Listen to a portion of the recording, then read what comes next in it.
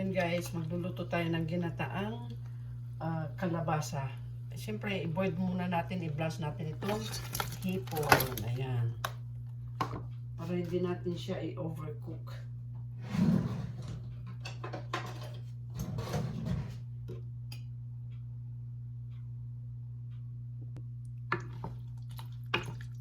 So yan, nag-change na siya ng kulay. So pwede na natin itong hanguin. Yan. So magiging sana tayo guys. Ating bawang.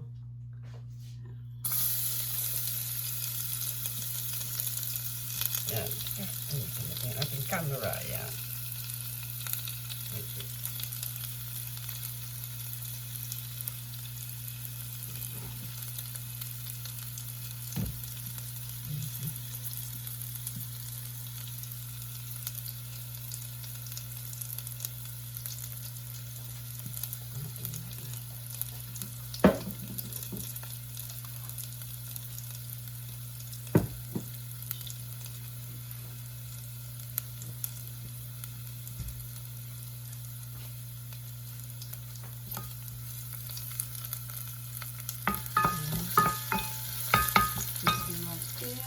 Luya at sibuyas. Ayan.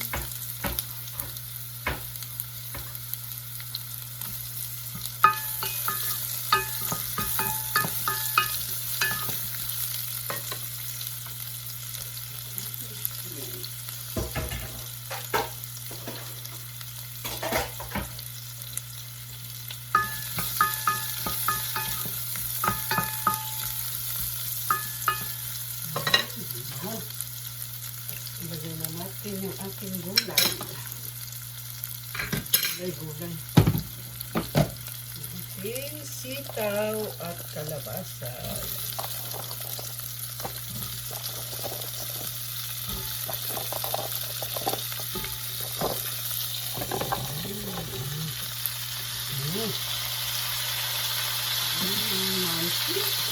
At siyempre, sigyan lang natin ng konting tubig para hindi masunog.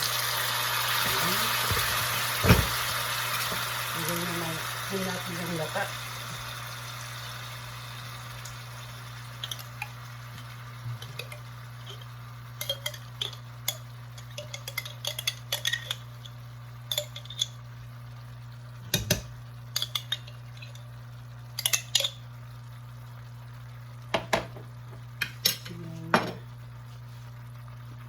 Yan, timplahan na rin natin siya ng yung ating patis. Yan. Patis.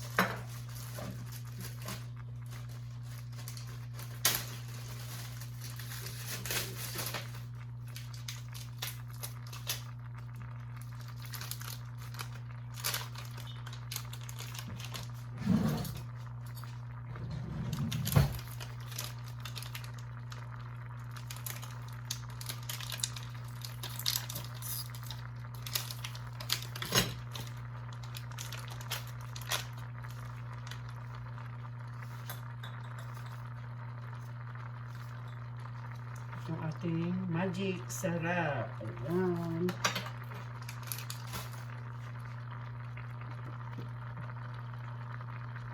Ayan, takpan muna natin mga mamshi. Ayan.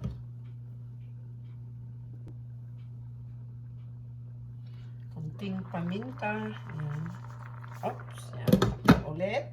Pakuluin. At kunting sugar. Ayan. Ayan, yung lahat na ng pampalasa mga mamshi. Yan na. Ayan, natin. Ang bango. Ang bango.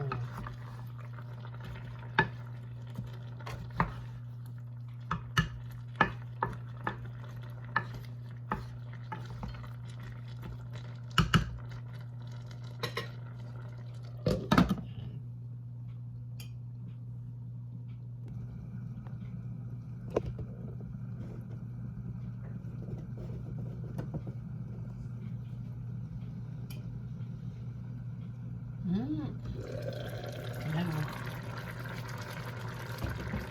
So, pwede na natin ilagay yung ating malunggay, yung ating pampasustansya. Ayan.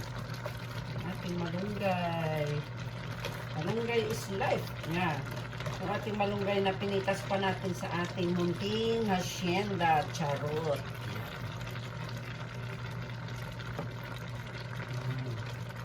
Saka natin ilagay itong hipon. Ayan. Ating hipon.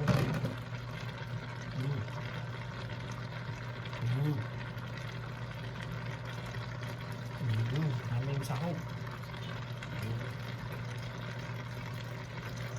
Kasi bibigay din tayo sa taas.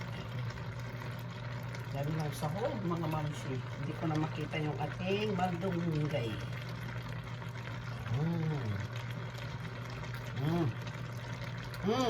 So, yan. Ang ating dinner mamaya. Pag-ulit natin ng 1 minuto. Yan.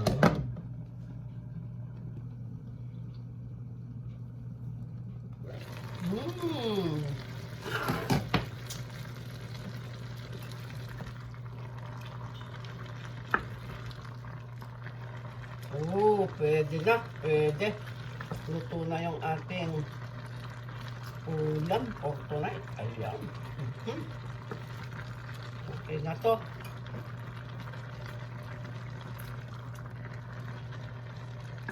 Para hindi overcook yung ating hipon.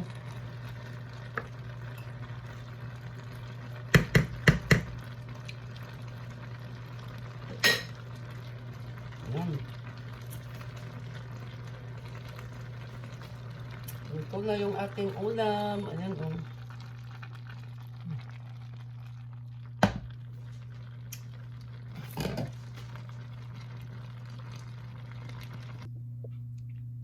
Yan, luto na yung ating ginataang hipon na may malunggay, yung ating sitaw at kalabasa. Ayan.